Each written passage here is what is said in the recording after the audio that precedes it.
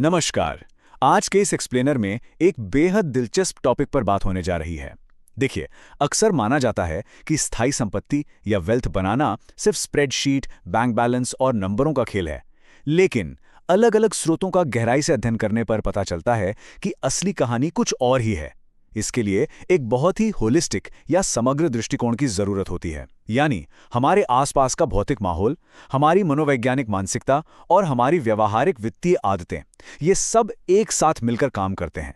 इस चर्चा में प्राचीन परंपराओं से लेकर आधुनिक एकेडमिक रिसर्च तक के सफर को तय करते हुए धन के इस विज्ञान को समझना वाकई बहुत रोमांचक होने वाला है। आज की इस चर्चा को मुख्य रूप से इन 6 हिस्सों में बांटा गया है। पहला, संपत्ति की नींव। दूसरा, भौतिक स्थान की तैयारी। तीसरा, मनोवैज्ञानिक जाल से पार पाना। चौथा, भावनात्मक अनुशासन की शक्ति। पांचवा, व्यवहारिक धन निर्माण रणनीतियां। और अंत में छठा, एक दीर्घकालिक मानसिकता। तो चलिए, बिल्कुल भी देर ना करते हुए अपने पहले पड़ाव से शुरुआत करते हैं, संपत्ति की नींव। जब भी वेल्थ क्रिएट करने की बात आती है तो ज्यादातर ध्यान सिर्फ इस बात पर होता है कि पैसा कहाँ निवेश किया जाए। लेकिन स्रोत एक बिल्कुल अलग नजरिया पेश करते हैं। सच्ची और स्थायी संपत्ति का निर्माण तभी होता है जब 3 अहम चीजें आपस में तालमेल में हों: हमारा पर्यावरण, हमारी मानसिकता और हमारे काम। कहने का मतलब यह है कि घर की साफ सफाई, मन की शांति और पैसे को लेकर हमारी रणनीतियां, ये अलग-अलग चीजें नहीं हैं, बल्कि ये एक ही सिस्टम के बेहद जरूरी हिस्से हैं। अब आते हैं दूसरे हिस्से पर, जो कि बहुत ही खास है, भौतिक स्थान की तैयारी। प्राचीन योग और ग्रंथों में शौच नाम का एक कमाल का कंसेप्ट मिलता है। इसका सीधा सा मतलब है पवित्रता और स्वच्छता।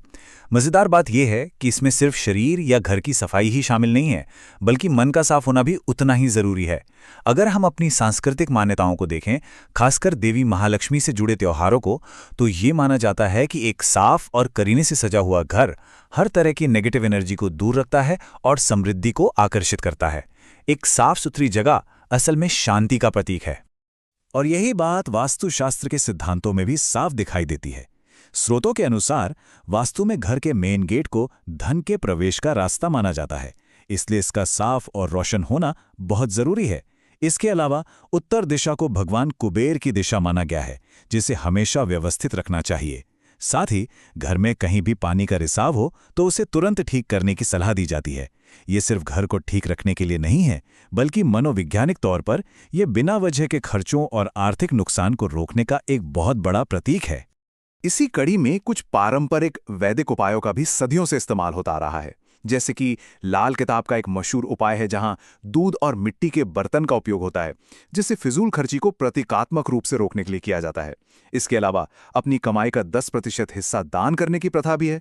इसे कार्मिक ऋण या कर्मों के बोझ को कम करने का एक तरीका माना जाता है। श्री यंत्र की स्थापना और ज्योतिष के अनुसार रत्न पहनना भी धन को आकर्षित करने और जीवन में एक अनुशासन लाने के सांस्कृतिक तरीके हैं। लेकिन रुकिए, यहाँ एक बहुत ही गहरा सवाल उठता है।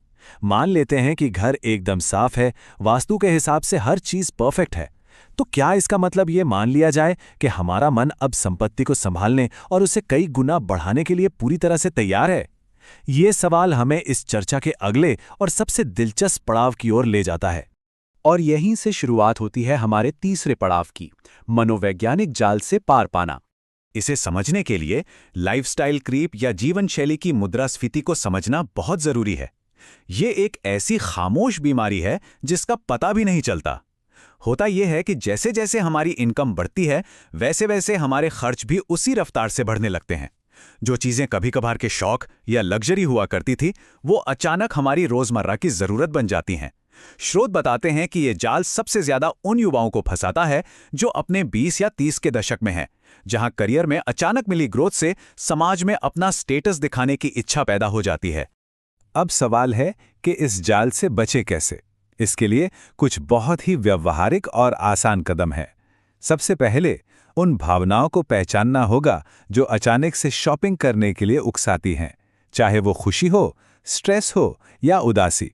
फिर आता है एक मास्टर स्ट्रोक, 48 घंटे का नियम।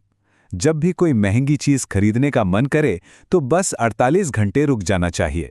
ऐसा करने से भावनाएं शांत हो जाती हैं और लॉजिक वापस आ जाता है। ऑनलाइन शॉपिंग साइट्स पर कार्ट की डिटेल सेव न करना और सुपरमार्केट जाते वक्त एक पर्ची पर लिस्ट बनाकर ले जाना, ये छोटी छोटी आदतें इस दिखावे की स्पीड को काफी हद तक कम कर देती हैं। अब बढ़ते हैं चौथे हिस्से की ओर, भावनात्मक अनुशासन की ताकत। यहाँ एक बहुत ही दिलचस्प एकेडमिक रिसर्च सामने आती है। International educational scientific research journal में पब्लिश हुई एक स्टडी इस बात पर मोहर लगाती है कि लंबे समय में पैसे वाला बनने के लिए सिर्फ गणित आना ही काफ़ी नहीं है, बल्कि अपनी भावनाओं पर कंट्रोल होना सबसे ज़्यादा ज़रूरी है।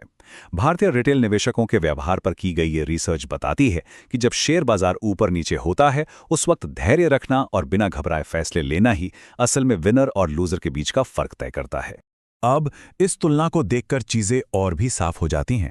एक तरफ हैं प्रतिक्रियाशील या रिएक्टिव निवेशक जो 2013 के टेपर टैंट्रम या 2016 की नोटबंदी जैसी घटनाओं के दौरान डर या लालच में आकर अपने निवेश बेच देते हैं। दूसरी तरफ हैं अनुशासित निवेशक जो बिना घबराए टिके रहते हैं, अपने लक्ष्यों पर फोकस करते हैं और बाहर चल रहे शोर शराबे से बिल्कुल प्रभावित नहीं होते।